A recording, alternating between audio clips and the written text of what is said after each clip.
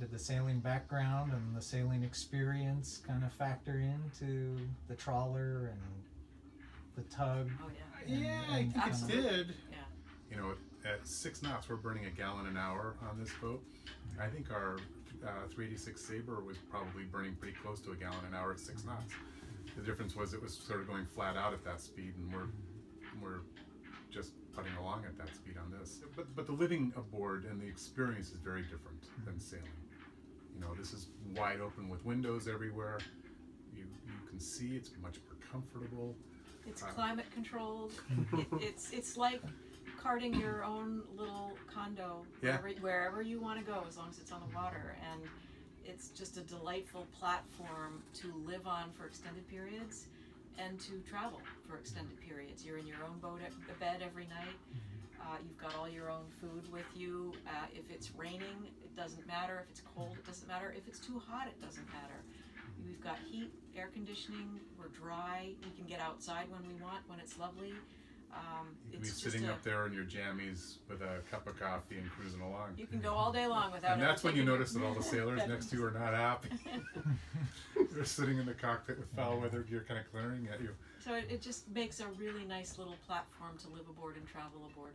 But it's probably psychologically less of a jump to move to a boat like this from a sailboat than it would be to a twin engine 30-knot boat, which is the next sort of step, or even a single engine 30-knot boat. They also do those.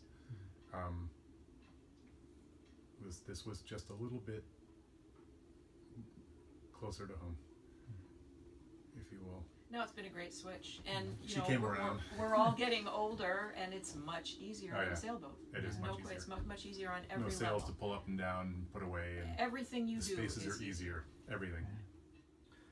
As you've gotten acclimated to power versus sail, what are your thoughts on having the dedicated pilot house for the type of cruising that you do? We love it for what we do. Great addition. It gives you a little bit less space in the salon because you've got a relatively high amount of space allocated towards the pilot house. But we do spend a lot of time underway, and the visibility is great. The comfort is great. We're both up there. Our 2 dogs can be up there with us.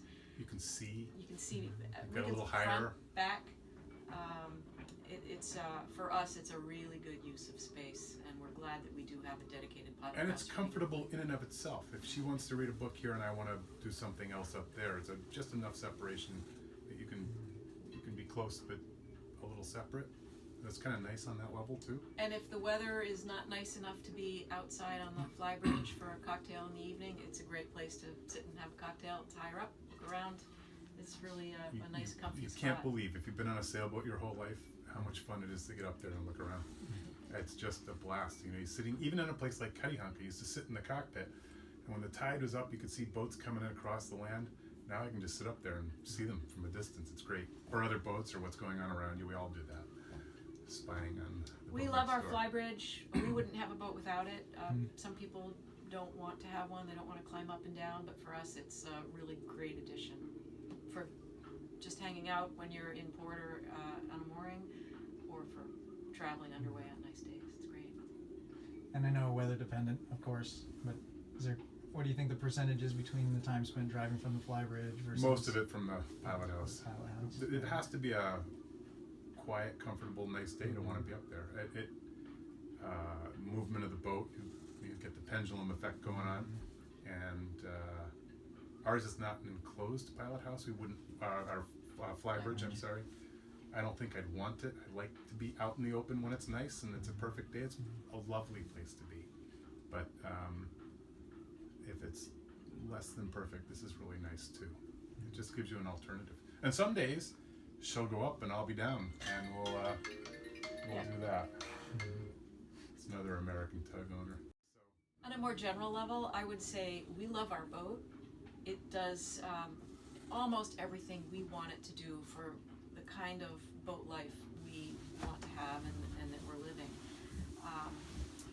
No boat's perfect. There are trade-offs in everyone, but I think it's really important to put aside any preconceived notions when you're looking for a boat. I mean, you'll come into it and say, oh, my buddy had boat X, that's what I want. And I would say to people, take a step back from that, really think carefully about your priorities and how you're going to use your boat, and then look at the boats that are out there and see what boats really meet your needs the best.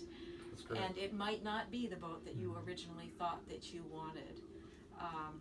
I'm gonna go with this. When I first started boating, my first big boat was a 32-foot Able, which is a traditional main-built, lovely little sailboat, and I liked traditional boats, and if it wasn't a traditional boat, I thought it was ridiculous. Bias. I am continually surprised at how good some other things are. And I think it's probably more important to find a boat that is optimized as closely as it can be for the kind of cruising you want to do, which is what she was saying. And no boat is perfect, so don't go looking for the perfect boat. Spend a lot of time. There's a lot of good boats out there, but make sure you find one that Well, fits Esmeralde your is pretty needs. perfect, Yeah. but